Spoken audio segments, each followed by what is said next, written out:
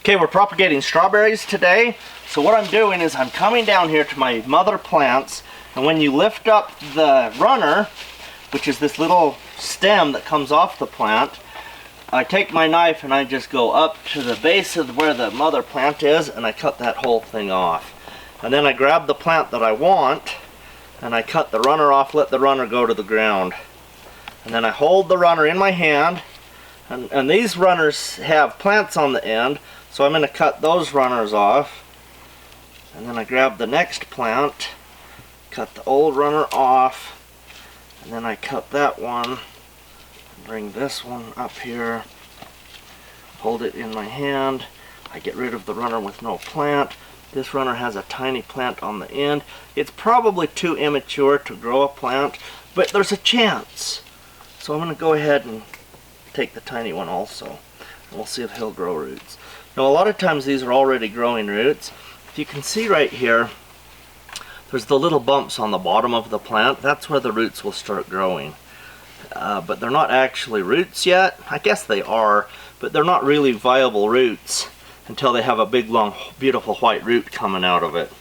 And so when we get those ones with the roots that are going in the ground,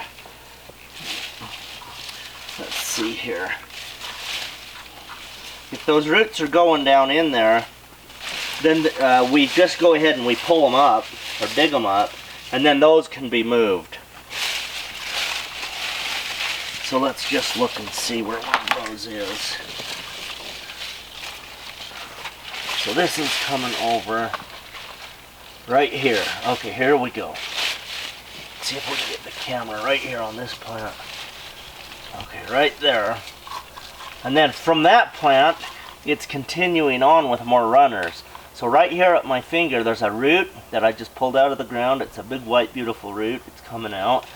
This one is rooted so good, if I pull it up, it's going to break the roots off. So I'm just going to slip my knife in and then twist back and forth underneath just a little bit to loosen the plant. But I don't really want to cut the roots too much. But I loosened it, I brought it out, and we have mature roots with a lot of white roots that are the feeder roots there. So that's great. So this plant, I'm going to go ahead and put it in a propagation tray because it's bare root.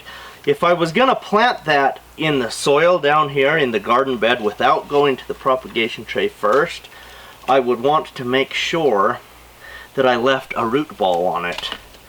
And the root balls is simply just leave dirt around the roots and don't pull it up the way I just did.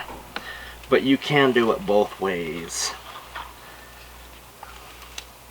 So let's move the camera right here, and I'll show you these ones. Okay, Emma's here pulling these up, and she just got this one out of the ground, and she left the root ball on it perfectly. So when I'm talking about a root ball, the roots are on that cute little plant, and then Emma will take this down there where we're expanding the bed, and she'll dig a hole the same size as this, and she'll just set it in, and this plant will hardly know it's even been moved. Alright, here you go, Emma. Thank you so much. Okay, so we're going to take these over there, and we will show you how to put them in the pots. So I've got the plants here that I just took off, and I'm just going to set them here for a minute. And they'll be fine. If you have hot weather and the sun's bearing down, put these in a bucket of water. It's pretty cold in here today, so we're fine. And these, it won't even be 5 minutes since these came off to when they're going in the ground. But if it's going to be a half hour or more, stick them in water. But I just do a few at a time so I don't need the water. So I've got my sifter here because I don't want great big chunks in my pots. So I'm just going to put my soil mix in here. This is some of the soil that we've mixed up with the cement mixer. And I've added a little bit of amendments to it, but you can just use any kind of a potting soil that you want. But this has eggshells for calcium and other things. It has some alfalfa meal.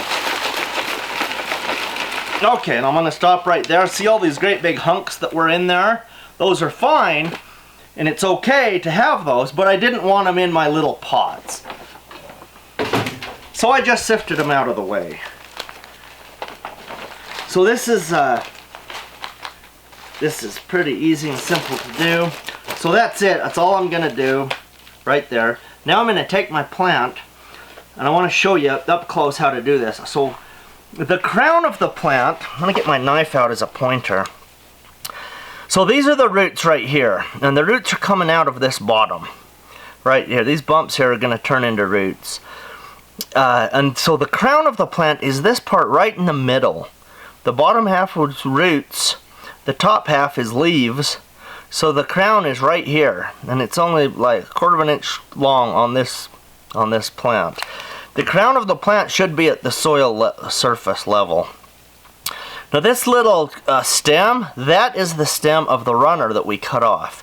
So what I'm going to do is I'm just going to take this and I'm putting the stem of the runner, I'm putting it in the ground. I went straight in because it was easy, and then I turn it sideways like that. So under the ground, I go down into the soil and then I turn it. And it kind of hooks into the soil. Okay, here we go. And then I turn it right there. It hooks in, and we're done. That's a perfectly planted plant right there. I don't do them all that perfectly. Here's another one.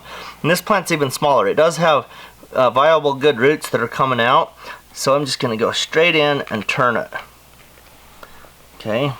And that little bit of a stem that I leave on there, it helps to anchor it in the ground and stay there.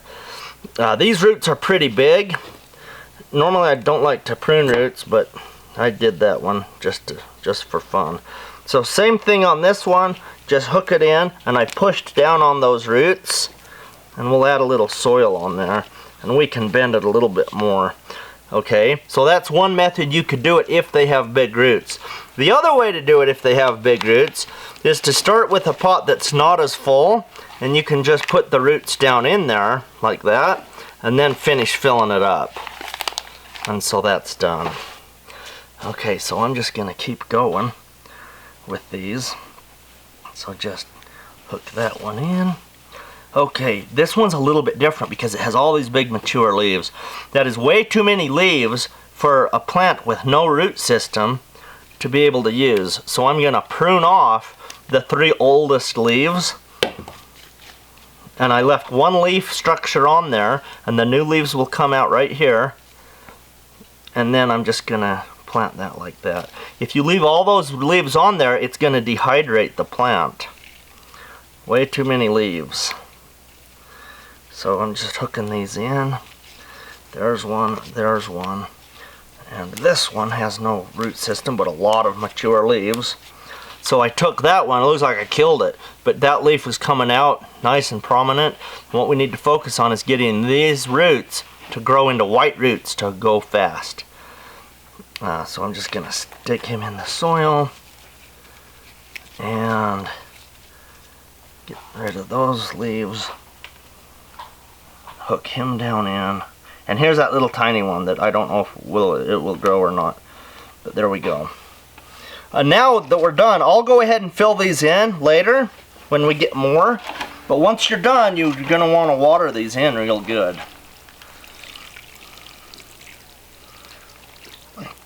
Okay, see how the water's standing on top? But if we go like this, there's dry dirt right there. So the infiltration of this potting soil is not very good. It's not infiltrating hardly at all. So I'm going to need to spend the day, probably 5 or 6 times today, I'm going to have to come out here and water these. These lids are good. You can put the lid on like that, and it will help to keep the moisture inside. Now if you have hot sun coming down through this lid, it's going to kill and burn those plants because that lid's on there.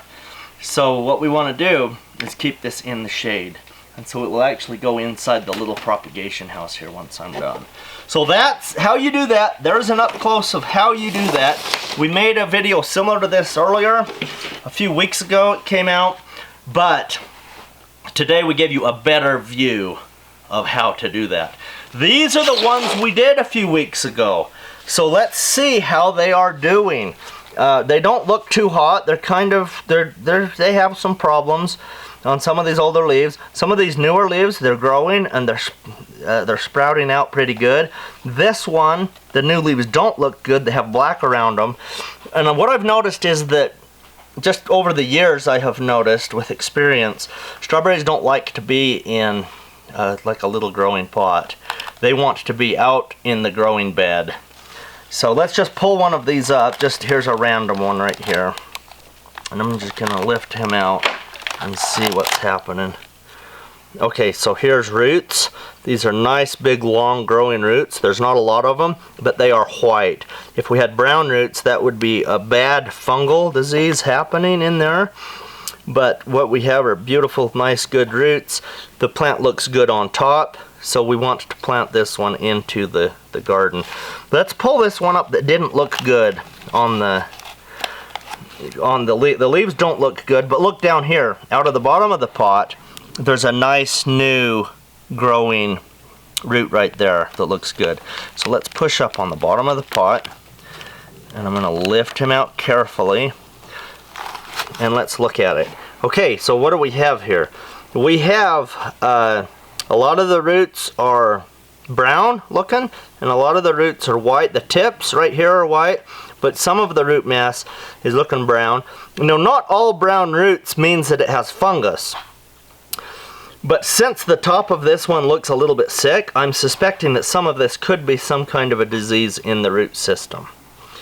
And so, do we want to plant this out in the bed? It depends on your system. The universities would say absolutely not, don't infect your bed. I'm not worried about it because in my beds I know that I have a diversity of the right kinds of bacteria, fungus, protozoa, nematodes, and microarthropods, enchytraeids, and earthworms, and all of the things that we need in that soil to take care of the diseases that this could have. Okay? So I'm going to go ahead and plant this, and I'm not going to worry about it, and I'm going to guess that this plant will do one of two things. It will either die or it will thrive. It will not continue to be a sick plant for a while. And if it does die, it's because it's already infected so bad that it's just going to die, and the roots and the tops will just decompose, and the good organisms in that soil will make it to grow, to just decompose, but it will take care of the bad diseases that are in here. I could be totally wrong, and I might kill my whole garden. But if that does happen, it will be a first time in my entire life of all the millions of plants I've ever grown, because that has never happened to me. But I have worked on farms where that has happened, where people were not using a biological approach, and all their biology was dead, and they were using all the man-made fertilizers, fungicides, pesticides, nemicides, all the things to try to control the bad guys. And so they would kill everything, and then they didn't have any of the good organisms to be able to take care of this. So we're going to take these and we're going to go transplant them right now. Here we go.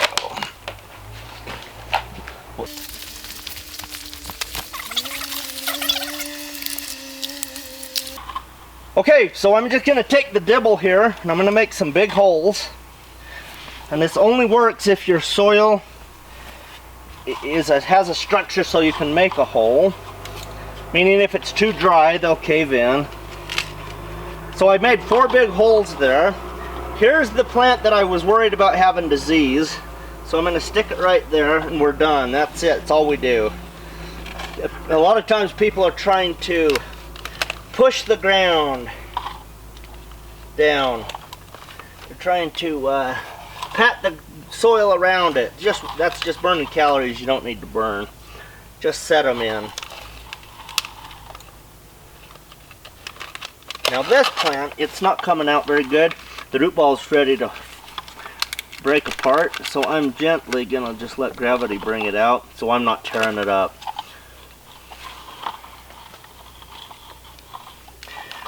Okay, there we go. Strawberries are very susceptible to disease. There's all kinds of diseases that strawberry plants have.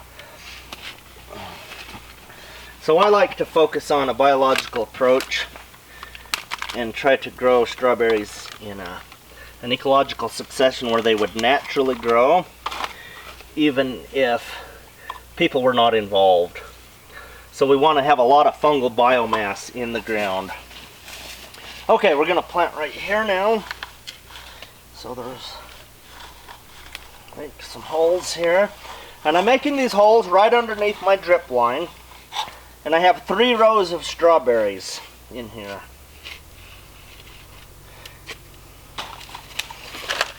See, these strawberry plants right here, they were already here because I planted these when those mother plants up above first started producing runners. And these ones have taken off and done really well. Alright, here we go.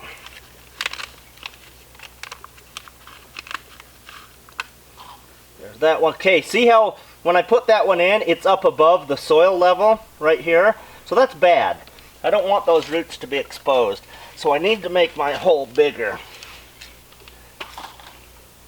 Let's see, now when I set it in, it's at the right depth. So that's good. Okay, so that's our update on the strawberry project. Hopefully this has helped you have the very best garden of your life. And thank you for being a member of my Patreon.